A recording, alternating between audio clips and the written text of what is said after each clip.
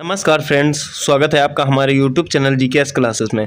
Friends, आज की video में बात करेंगे हम राजपूतों के वंश।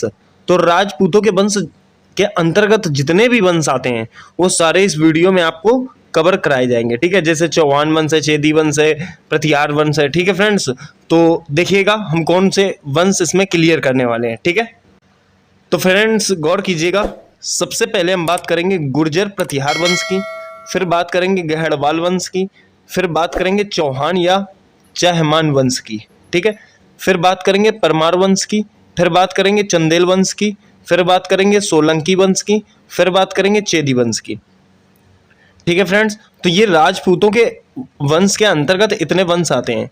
ठीक है फ्रेंड्स, एक बात ध्यान रखना, ये जो करा रहा हूँ इसमें Uttar Pradesh police, railway, PAT और भी जितने एग्जाम्स हैं सबके लिए बहुत इंपॉर्टेंट है। उसके बाद फ्रेंड्स इतना कराने के बाद हमने आपके लिए एक अंत में प्रैक्टिस सेट भी लगा रखा है। ठीक है, तो प्रैक्टिस सेट पहले आप अध्ययन कीजिए, उसके बाद प्रैक्टिस सेट कीजिए और देखिएगा कितने क्वेश्चन आप उसमें से पुटअप करते हैं। जितने भी क्वेश्चन फ्रेंड्स लिए गए प्रैक्टिस सेट के अंतर्गत वो सारे क्वेश्चन एग्जाम में भारी मात्रा में पूछे गए हैं। तो चलिए समय न लगाते हुए वीडियो स्टार्ट करते हैं। तो देखिएगा फ्रेंड्स, सबसे पहले बात करेंगे हम गुर्जर प्रतिहार वंश या फिर कह सकते हो गुर्जर प्रतिहार डायनेस्टी। ठीक है, तो देखिए गुर्जर प्रतिहार वंश की अगर बात करें तो इस वंश की स्थापना जो की गई थी नागभट्ट प्रथम ने 730 ईस्वी में की थी। ठीक है फ्रेंड्स, देखिए नागभट्ट प्रथम ने अरबों को सिंध से आगे नहीं बढ़ने दिया, क्योंकि ऐसा हुआ था ना उस समय अरबों ने भारी मात्रा में आक्रमण किया था, आक्रमण कर रहे थे, लेकिन इन्होंने नागभट्ट ने बहुत अच्छी तरीके से उनका सामना किया और उनको सिंध के आगे बिल्कुल नहीं बढ़ने दिया। ठीक है, फिर देखिए क्या होता है, नागभट्ट फर्स्ट ने या प्रथम ने भड़ौच एवं मालवा पर अधिकार कर लिया और तथा गुजरात से ग्वालियर तक अपना राज्य जो है कायम कर लिया। कहने का मतलब बहुत मेहनत की थी इन्होंने और मेहनत करने के बाद इन्होंने काफी राज्य अपने उसमें मिलाए थे।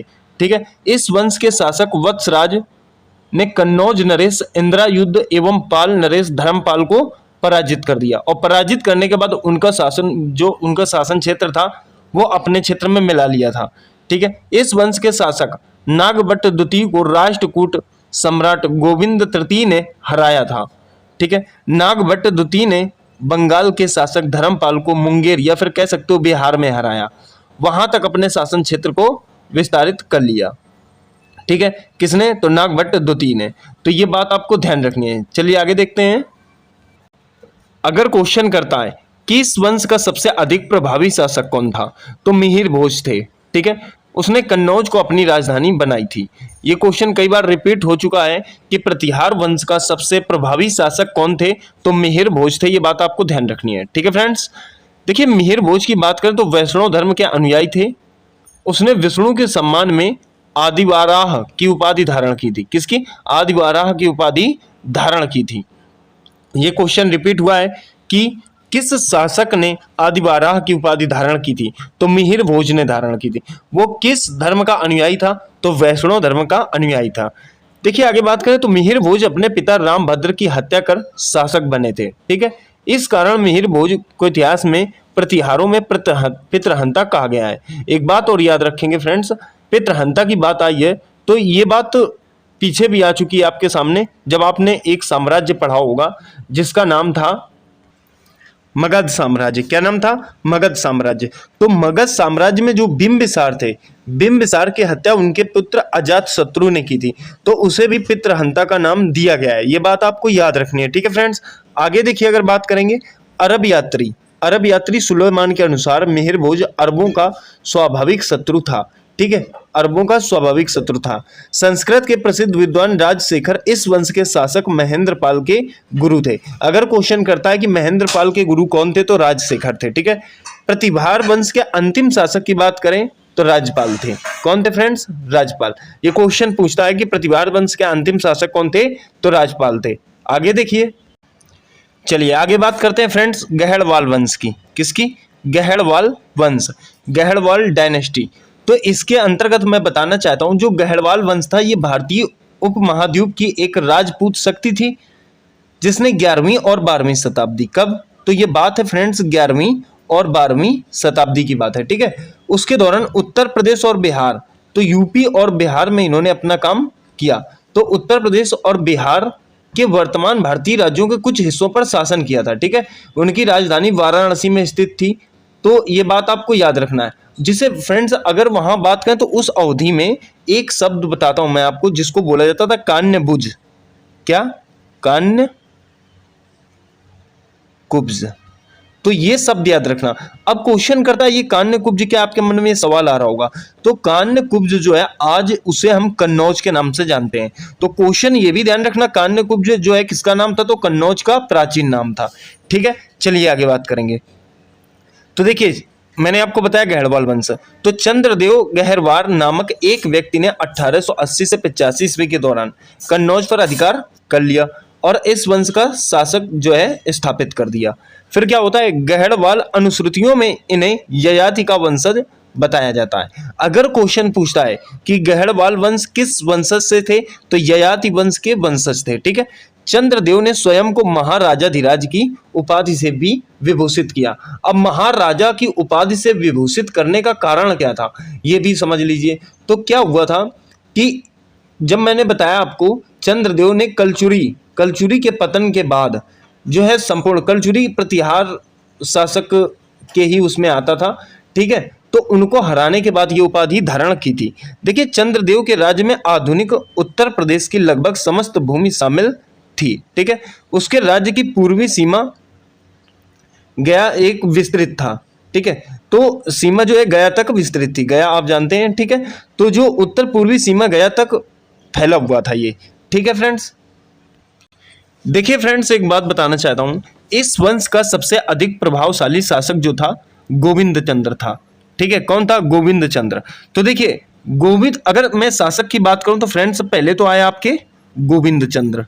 ठीक है, और गोविंद चंद्र के बाद आए विजय चंद्र। और विजय चंद्र के बाद जो आए थे वो आए थे जयचंद्र। ठीक है, कौन? तो जयचंद्र। ये तीनों शासक आप याद रखना। इनके बाद जो आए तो ये 3 शासक रहे।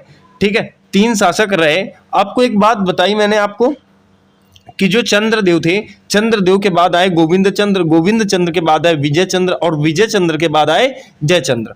ठीक है, तो आप ये समझ लीजिएगा कि इसमें जो सबसे प्रभावशाली शासक थे गोविंद चंद्र, मैंने आपको बताया। ठीक है, उसके विद्वान मंत्री लक्ष्मीधर ने कृत्य कल्पतरु, ये फ्रेंड्स कई बार पूछा जा चुका है कि कृत्य कल्पतरु नामक रचना किसकी है, तो वो लक्ष्मीधर की है। ठीक है, इस वंश का अंतिम शासक जयचंद्र था। ठीक है, कौन था फ्रेंड्स? जयचंद्र था। इसकी पुत्री थी संयोगिता और इनका अपहरण जो किया गया था पृथ्वीराज चौहान के द्वारा किया गया था, जो चौहान वंश के थे।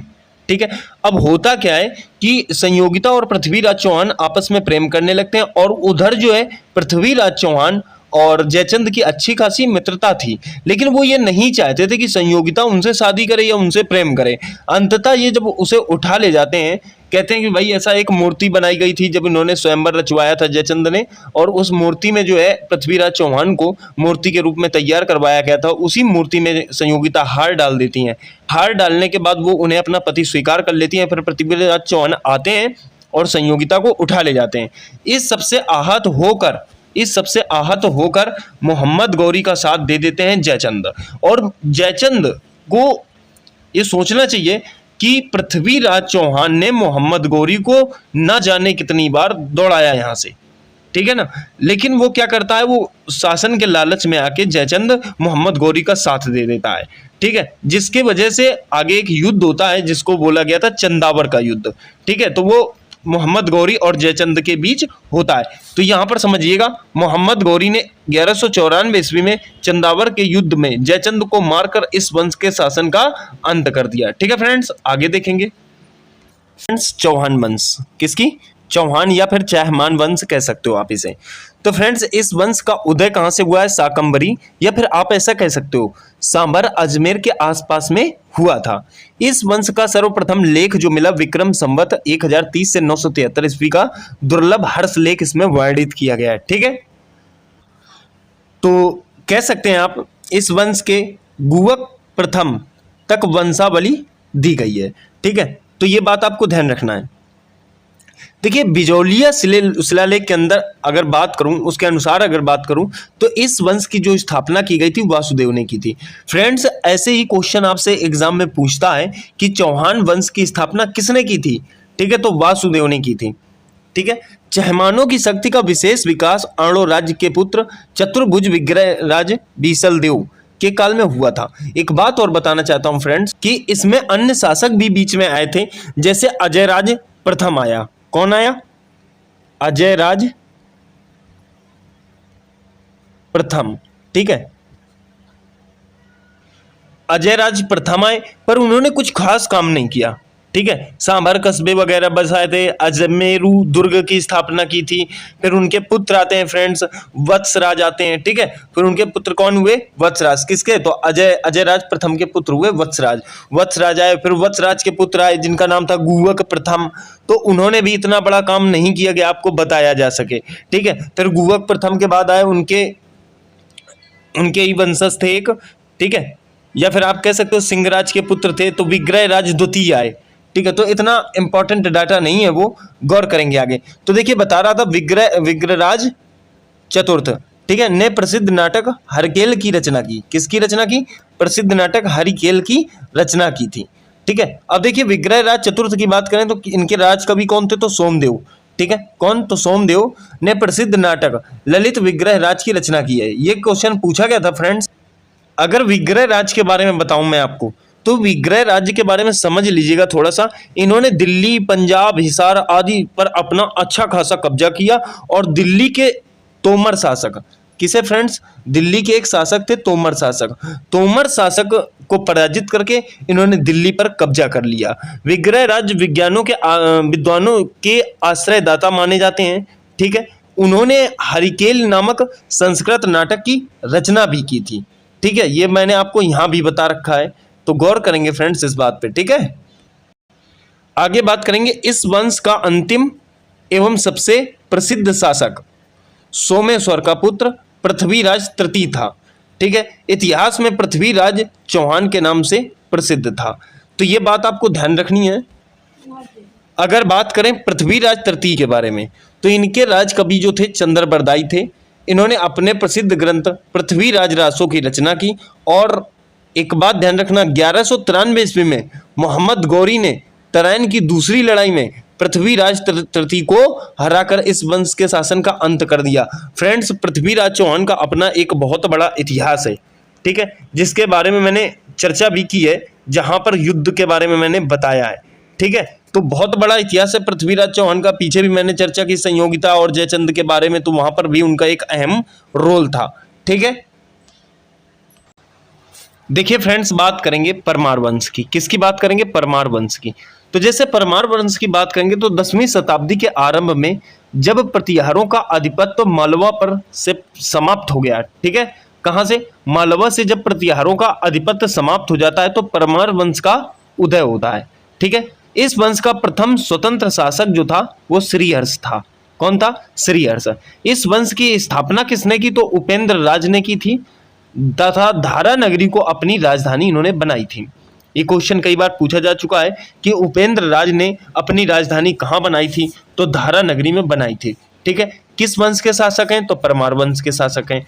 ठीक है, अब देखिए वास्तव में मालवा में परमारों की शक्ति का उत्कर्ष वाक्युत, कहीं कहीं फ्रेंड्स इसमें वाक्युत लिखा है और कहीं कहीं वाक्पति मुंज लिखा है। ठीक है, वाक्पति मुंज के काल में हुआ था। अब एक बात देखिए, मुंज की सबसे बड़ी सफलता क्या थी? कल्याणी के चालुक्य राजा तैलप को हराना। फ्रेंड्स, उन्होंने बहुत मेहनत की थी इसके लिए। ठीक है फ्रेंड्स, अब बात समझ लीजिए। जो भोज थे, कौन? भोज। तो भोज प्रथम कह सकते हो इस वंश के सबसे लोक प्रसिद्ध राजा हुए।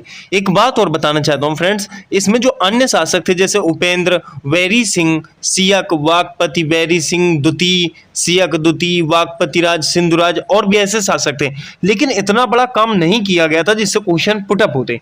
ठीक है फ्रेंड्स, तो ये बात आप याद रखना भोज के बारे में। देखिए, भोज ने अनेक भारतीय राजाओं को हराया। कहा जाता है कि बिहार के पश्चिम में स्थित अराह के आसपास का क्षेत्र भोज के आधिपत्य के कारण भोजपुर कहलाता था। ठीक है, कहाँ? तो बिहार के आसपास का क्षेत्र। राजा भोजराज कविराज की उपाधि से विभूषित थे। ठीक है, अब देखिए ये क्वेश्चन पूछा जाता है कि कविराज के नाम से किसे जानता है? राजा भोजराज और भी ऐसे शासक हैं। ठीक है, देखिए उन्हें चिकित्सा, गणित एवं व्याकरण पर कई ग्रंथ लिखे और अच्छा खासा उनको ज्ञान था। राजधानी धारा नगरी में भोज ने एक सरस्वती मंदिर का निर्माण भी करवाया था। चित्तौड़ के त्रिभुवन नारायण मंदिर का निर्माण राजा भोज ने ही करवाया है। ठीक है। परमार वंश के बाद मालवा पर तोमर वंश का शासन हुआ। इस वंश के जो शासक थे अनंगपाल तोमर ने 11वीं सदी के मध्य में दिल्ली नगर की स्थापना करवाई। क्वेश्चन पूछता है कि दिल्ली नगर की स्थापना किसने करवाई, तो अनंगपाल तोमर ने करवाई थी। ठीक है। तोमर वंश के बाद चहमान वंश का एवं 1297 ईस्वी में अलाउद्दीन खिलजी का मालवा पर शासन हो जाता है। ये बात आपको ध्यान रखनी है। आगे बात करेंगे फ्रेंड्स तो चंदेल डायनेस्टी आती है, या फिर कह सकते हो चंदेल वंश आता है। तो आधुनिक बुंदेलखंड की धरती पर प्रतिहार साम्राज्य के पतनावशेष पर चंदेल वंश का उदय होता है। ठीक है, किसका? चंदेल वंश का। खजुराहो इस वंश की राजधानी थी। तो क्वेश्चन पूछता है कि चंदेल वंश की राजधानी क्या थी, तो खजुराहो थी। इस वंश की स्थापना किसने की थी, तो 831 ईस्वी में नन्नुक ने की थी। किसने की थी? नन्नुक ने। इस वंश की राजधानी पूर्व में कलिंजर महोबा में थी, जिसे इस वंश के शासक धंग ने खजुराहो स्थानांतरित कर दी थी।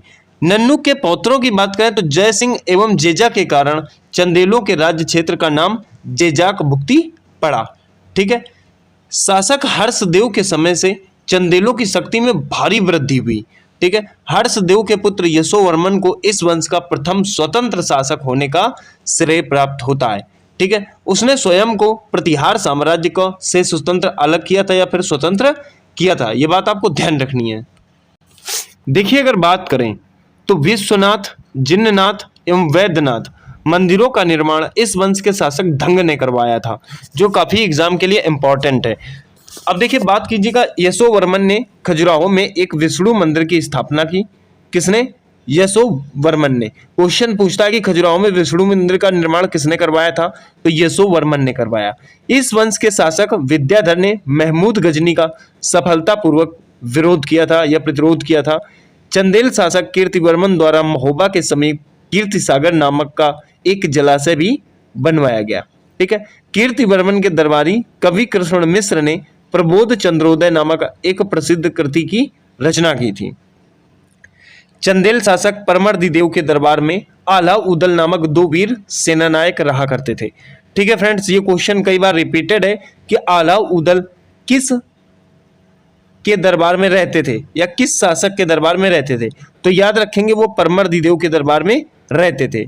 इस वंश के अंतिम शासक जो थे परमादेव के शासनकाल में 1202 ईस्वी में इस क्षेत्र को कुतुबुद्दीन ऐबक ने दिल्ली सल्तनत में मिला लिया था। ठीक है फ्रेंड्स, एक बात याद रखना, इसमें जितने भी शासक थे, जितने भी इसमें शासक थे, उन सब ने ऐबक की अधीनता स्वीकार कर ली। कहने का मतलब है कोई ऐसा नहीं था जो कुतुबुद्दीन ऐबक का सामना करता और उसकी अधीनता स्वीकार करके ये समझ लीजिए कि उन्हीं के शासन, उन्हीं के उसमें, उन्हीं की रेख देख में ये सब रहने लगे थे। ठीक है, चलिए आगे बात करेंगे सोलंकी वंश। ठीक है, किसकी? सोलंकी वंश, या फिर कह सकते हो गुजरात के चालुक्य। ठीक है, तो सोलंकी डायनेस्टी देखेंगे। एक बात ध्यान रखना फ्रेंड्स, इनका जो अधिकार था, वो पाटन में था। कहाँ? पाटन, और पाटन से लेके आप कह सकते हो काठियावाड़। तो पाटन और काठियावाड़ तक ही ये सीमित थे। ठीक है फ्रेंड्स, ये बात आपको याद रखनी है। तो बात करेंगे फ्रेंड्स इस वंश की स्थापना की। तो इस वंश की जो स्थापना हुई थी, वो स्थापना मूल राज ने की थी लगभग 942 से लेके 95 ईस्वी के बीच। ठीक है, अब देखिए एक बात समझ लेंगे, मूल राज ने अनहेलवाड़ा को अपनी राजधानी बनाई। किसको? अनहेलवाड़ा को अपनी राजधानी बनाई एवं गुजरात के एक बड़े क्षेत्र पर अपना शासन कायम किया। ठीक है, मूल राज जो थे ये शैव धर्म के अनुयायी थे। ठीक है, किसके अनुयायी थे? तो शैव धर्म के अनुयायी थे। ये क्वेश्चन पूछा जा चुका है। सोलंकी शासक भीम के शासन काल में महमूद गजनवी ने, ठीक है, भीम प्रथम था फ्रेंड्स। ठीक है, इनके शासन काल में, ये याद रखना फ्रेंड्स, भीम प्रथम, क्योंकि ये क्वेश्चन पूछा है कि महमूद गजनवी ने किसके शासन में सोमनाथ मंदिर पर आक्रमण किया या अटैक किया, तो भीम प्रथम के शासनकाल में आक्रमण किया था। तो क्या हुआ? सोमनाथ मंदिर पर आक्रमण किया किसने? महमूद गजनवी ने। लेकिन होता क्या है, होता क्या, ये ससुरा इतना कायर था कि जब वो 1024 से 25 के मध्य करता है, ठीक है फ्रेंड्स, 1024 याद रखना, तो 1024 और 25 के मध्य उसमें आक्रमण करता है। महमूद गजनवी ने सोमनाथ मंदिर को लूटा, परंतु जो भीम प्रथम था, ठीक है, इसने इसका मुकाबला नहीं किया, और ये भीम जो प्रथम था, ये ससुरा डर के उससे गुजरात भाग गया। कहां भाग गया? गुजरात भाग जाता है। किससे डर के? तो ये गजनवी से डर के। ठीक है, भीम प्रथम के परम मित्र चेद के कलचूरी राजा लक्ष्मी कर्ण थे, ठीक है, और दोनों ने मिलकर मालवा पर आक्रमण किया, परंतु इसी आक्रमण में क्या होता है कि भीम की मृत्यु हो जाती है। यह बात आपको याद रखनी है। ठीक है, चलिए आगे बात करेंगे। तो भीम प्रथम के सामंत बिबल ने माउंट आबू पर या फिर माउंट आबू पर्वत पर दिलवाड़ा जैन मंदिर का निर्माण करवाया था। तो ये आपको याद रखना है कि दिलवाड़ा जैन मंदिर का निर्माण किसने करवाया था? तो वो भीम प्रथम ने करवाया था। देखिए, इस वंश का पहला शक्तिशाली शासक जयसिंह सिद्धराज था। ठीक है फ्रेंड्स, कौन था? जयसिंह सिद्धराज था। ठीक है, हालांकि बीच में एक और आते हैं जिनका नाम था फ्रेंड्स कर्ण। क्या नाम था उनका? कर्ण। तो कर्ण भी आते हैं। ठीक है, कर्ण भीम प्रथम के पुत्र तथा उत्तराधिकारी थे। ठीक है, और कर्ण के बारे में कुछ खास जानकारी नहीं मिलती, जो जानकारी मिलती भी है तो चित्तौड़गढ़ के लेख से मिलती है। ठीक है, याद रखना। और कर्ण ने कर्णावती नगर भी बसाया था। ठीक है, कर्ण ने कर्णावती नगर बसाया और उसके बाद कर्ण सागर झील का निर्माण भी करवाया, कर्णेश्वर मंदिर भी बनवाया। तो ये आपको याद रखना है। कर्णेश्वर मंदिर किसने बनवाया? तो कर्ण ने बनवाया। ठीक है, कर्ण सागर झील किसने बनवाई? तो कर्ण ने बनवाई। कर्णावती नामक नगर किसने बनवाया? तो कर्ण ने बसाया। तो कर्ण से संबंधित जो है आप कर्ण लगा दीजिएगा, सोलंकी वंश के ही शासक थे। ठीक है, वैसे अभी तक क्वेश्चन इससे पूछे नहीं गए। चलिए आगे बात करेंगे। हाँ, तो मैं बात कर रहा था फ्रेंड्स, देखिए इस वंश का पहला शासक, शक्तिशाली शासक मैंने आपको बताया जयसिंह सिद्धराज था, जिसके दरबार में जैन विद्वान हेमचंद्र सूरी रहते थे। ठीक है, कौन? तो जैन विद्वान जो थे हेमचंद्र सूरी रहते थे। देखिए, जयसिंह की बात करें तो जयसिंह सिद्धराज ने सिद्धपुर में रुद्र महाकाल, किसका फ्रेंड्स? रुद्र महाकाल मंदिर का निर्माण करवाया था। ठीक है, जयसिंह सिद्धराज ने आबू पर्वत पर अपने 7 पूर्वजों की गजारोही मूर्तियां भी स्थापित करवाई थी। यह बात आपको ध्यान रखनी है। ठीक है फ्रेंड्स, और फ्रेंड्स एक बात याद रखेंगे इनके बारे में कि जो जयसिंह सिद्धराज थे, इन्होंने मालवा के परमार, शाकंभरी के चौहान, बुंदेलखंड के चंदेल और कल्याणी के चालुक्य राजाओं को पराजित कर दिया। और उसके बाद इन्होंने एक खुद को उपाधि दी जिसका नाम दिया गया अवंतीनाथ। क्या नाम दिया गया फ्रेंड्स? अवंतीनाथ उपाधि इनको मिली थी। तो ये ध्यान रखना, अगर क्वेश्चन पूछता है कि अवंतीनाथ उपाधि किसे मिली, तो उत्तर होगा जयसिंह सिद्धराज को मिली। ठीक है फ्रेंड्स, आगे चलिए हम चर्चा करेंगे। इसके बाद फ्रेंड्स बहुत शासक आते हैं, जैसे अगर मैं बात करूं तो इसके बाद कुंवरपाल आए। ठीक है, जयसिंह के बाद कौन आए? कुंवरपाल। लेकिन कुंवरपाल का इतना बड़ा वो नहीं था, एक छोटा सा शासन रहा था इनका। ठीक है, फिर अजयपाल आते हैं। जो अजयपाल थे, इन्होंने परम महेश्वर की उपाधि धारण की थी। किसने? अजयपाल ने। ठीक है, किसकी? तो परम महेश्वर की उपाधि धारण की थी। ठीक है, मूलराज द्वितीय आए। मूलराज द्वितीय अजयपाल के पुत्र थे, उत्तराधिकारी हुए उनके। ठीक है, उन्होंने भी इतना बड़ा काम नहीं किया था, क्योंकि उसके जो मूलराज थे ना, तो याद रखना फ्रेंड्स, जो मूलराज थे, तो मूलराज के शासन काल में उनके शासन की बागडोर किसने संभाली थी? तो उनकी माता ने संभाली थी। किसने? माता ने। उनका नाम था नायिका देवी। ठीक है, तो उसकी बागडोर जो है उनकी माता नायिका देवी ने संभाली थी। मूलराज द्वितीय ने 1178 ईस्वी में मोहम्मद गौरी को आबू पर्वत के पास पराजित भी किया था। यह भी आपको याद रखना, वो उनकी बहुत बड़ी वाली कामयाबी थी। अब देखिए, इस वंश का जो अंतिम शासक था वो भीम द्वितीय था। कौन था फ्रेंड्स इस वंश का अंतिम शासक? तो भीम द्वितीय था। ठीक है, भीम द्वितीय मूलराज द्वितीय के भाई थे। ठीक है, और क्या होता है, भीम द्वितीय का शासनकाल जो है वो लगभग 1239 तक रहता है फ्रेंड्स। ठीक है, 1239 तक रहता है। अब देखिए, अगर बात करें तो भीम द्वितीय को भोला भीम भी कहा जाता था। अगर क्वेश्चन करता है कि भोला भीम किसे कहा जाता था, तो भोला भीम जो कहा जाता था वो भीम द्वितीय को ही कहा जाता था। ठीक है, इनके ही शासन में, भीम द्वितीय के ही शासन में कुतुबुद्दीन ऐबक ने अनहिलवाड़ में भारी मात्रा में लूटपाट मचाई। ठीक है। और ये समझ लीजिए अलाउद्दीन खिलजी ने अपने दो सेना नायक भी भेजे, एक का नाम था नुसरत खां और दूसरा का नाम था उलूग खां। इन्होंने गुजरात पर आक्रमण किया और उस समय गुजरात में बघेल वंशी राजा कर्ण का शासन था, परंतु कर्ण उसके खौफ से जो है गुजरात छोड़कर भाग जाता है, ठीक है। और उसके बाद गुजरात को भी ये दिल्ली के सल्तनत में मिला लेता है। कौन? तो खिलजी। और इस वंश का अंतिम शासक जो था फ्रेंड्स भीम द्वितीय था। आशा करता हूं फ्रेंड्स समझ में आ गया होगा। चलिए फ्रेंड्स बात करेंगे अगले वंश में चेदी वंश के बारे में, जिसे कलचुरी बोला जाता है, ठीक है, कलचुरी। तो चेदी वंश को ही कलचुरी वंश बोला जाता है। अब देखिए कलचुरी वंश जो है ये आर्यों से संबंधित था, क्योंकि चेदी आर्यों का एक अति प्राचीन वंश है, ठीक है। ऋग्वेद की दान स्तुति में इनके एक अत्यंत शक्तिशाली नरेश कसु, किसका? कसु का उल्लेख है। ऋग्वैदिक काल में ये संभवतः यमुना और विंध्य के बीच बसे हुए थे, ठीक है। कहां? तो यमुना और विंध्य के बीच में बसे हुए थे, ठीक है फ्रेंड्स। ये बात नॉर्मल आपको याद रखनी है। अब अगर इसके बारे में मैं बताऊं तो आपको, तो फ्रेंड्स गौर कीजिएगा एक बात, मैं ये बताना चाहता हूं कि उस समय की बात है, आपको मैंने पीछे बता रखा है चंद्रगुप्त के बारे में, ठीक है। किसके?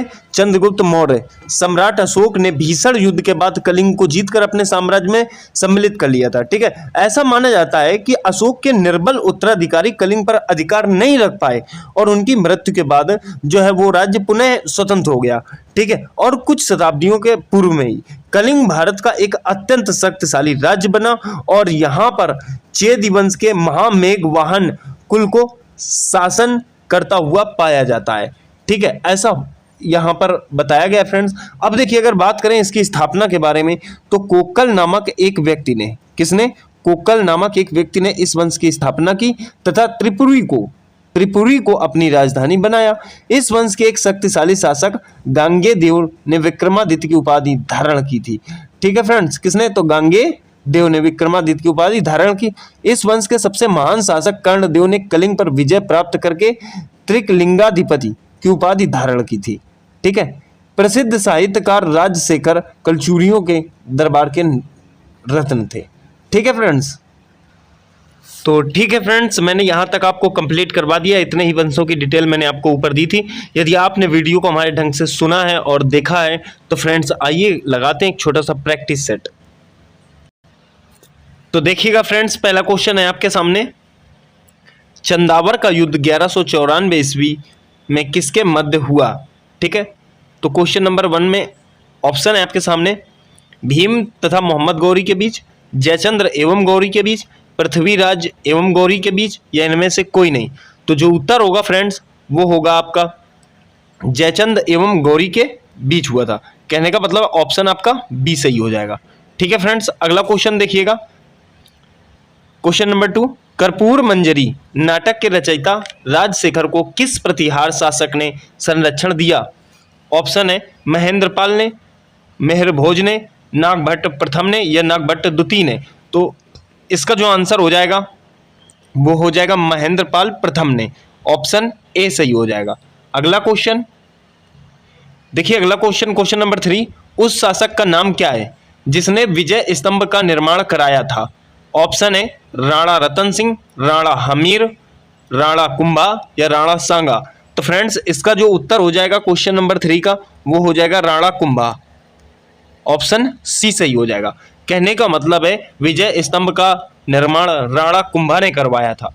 अगला क्वेश्चन, कल्हड़कृत राज तरंगिणी में कुल कितने तरंग हैं? राज तरंगिणी में कुल कितने तरंग हैं? तो ऑप्शन है 10, 11, 8, 9, 10, 11, 8, 9।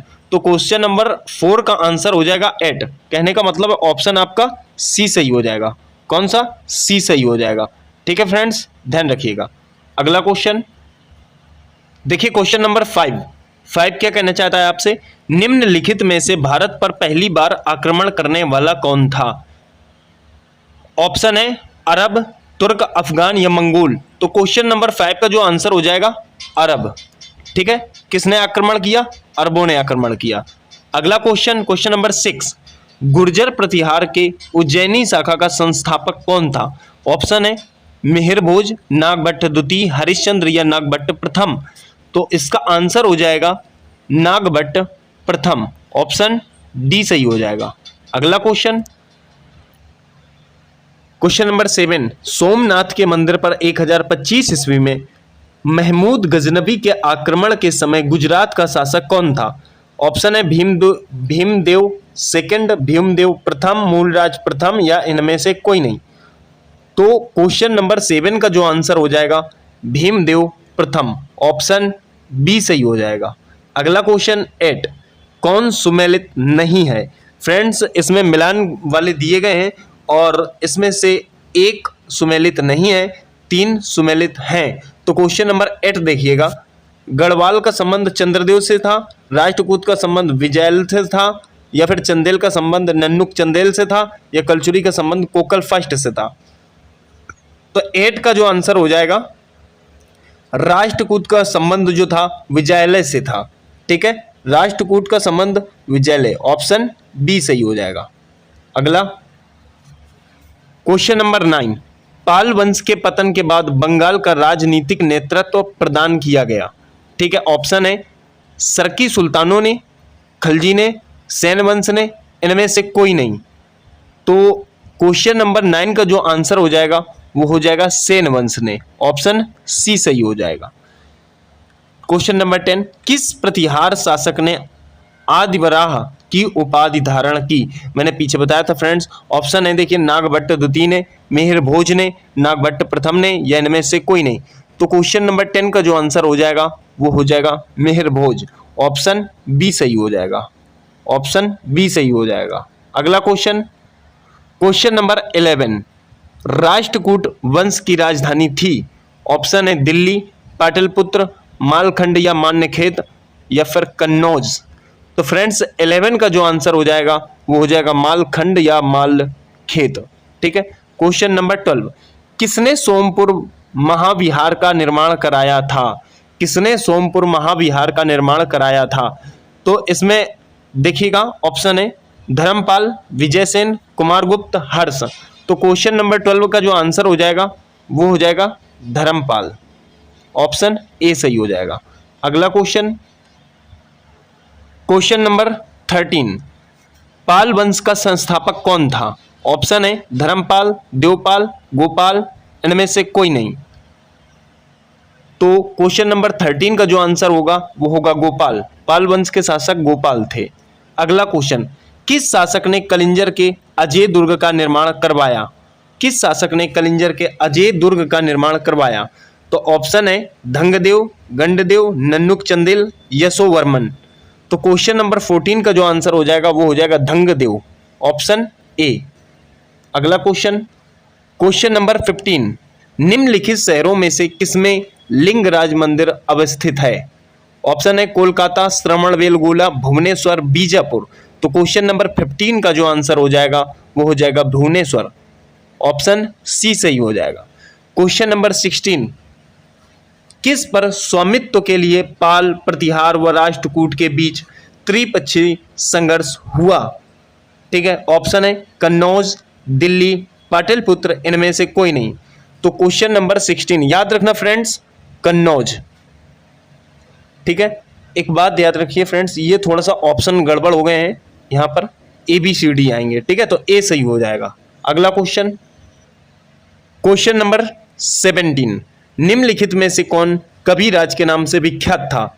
ऑप्शन है मिहिर भोज, भुंज, भोज परमार, सिंधुराज। तो क्वेश्चन नंबर 17 का जो आंसर हो जाएगा वो हो जाएगा Bhoj Parmar, option C. Question number 18, त्रिपक्षीय संघर्ष का आरंभ और अंत किस राजवंश ने किया? ऑप्शन है प्रतिहार, राष्ट्रकूट प्रथम, पाल, या इनमें से कोई नहीं। तो 18 का जो आंसर हो जाएगा वो हो जाएगा प्रतिहार, ऑप्शन ए सही हो जाएगा। अगला क्वेश्चन, क्वेश्चन नंबर 19, भारत में प्रथम आक्रमणकारी था? भारत में प्रथम आक्रमणकारी था, ऑप्शन है मोहम्मद बिन कासिम, मोहम्मद गौरी, कुतुबुद्दीन ऐबक, महमूद गजनवी। तो क्वेश्चन नंबर 19 के जो ऑप्शन हो जाएगा वो सही हो जाएगा मोहम्मद बिन कासिम। देखिए ऑप्शन ए प्रथम आक्रमणकारी। अगला क्वेश्चन है क्वेश्चन नंबर 20, राष्ट्रकूट वंश का संस्थापक कौन था? ऑप्शन है कृष्ण प्रथम, इंद्र प्रथम, दंती दुर्ग दंतीवर्मन सेकंड या फिर गोविंद थर्ड तृतीय। तो फ्रेंड्स आखिरी और अंतिम क्वेश्चन है क्वेश्चन नंबर 20। तो इसका उत्तर आप हमें कमेंट बॉक्स में दीजिएगा। ठीक है फ्रेंड्स, और आशा करता हूँ फ्रेंड्स आपको हमारी वीडियो पसंद आई होगी। यदि फ्रेंड्स वीडियो पसंद आई है तो प्लीज़ चैनल को लाइक शेयर सब्सक्राइब करने में देर बिल्कुल ना करें। यदि हम आपके लिए इतना कर सकते हैं बिल्कुल फ्री में, तो आप हमारे लिए भी थोड़ा सा समर्थन करें। धन्यवाद फ्रेंड्स, मिलेंगे अगली वीडियो में।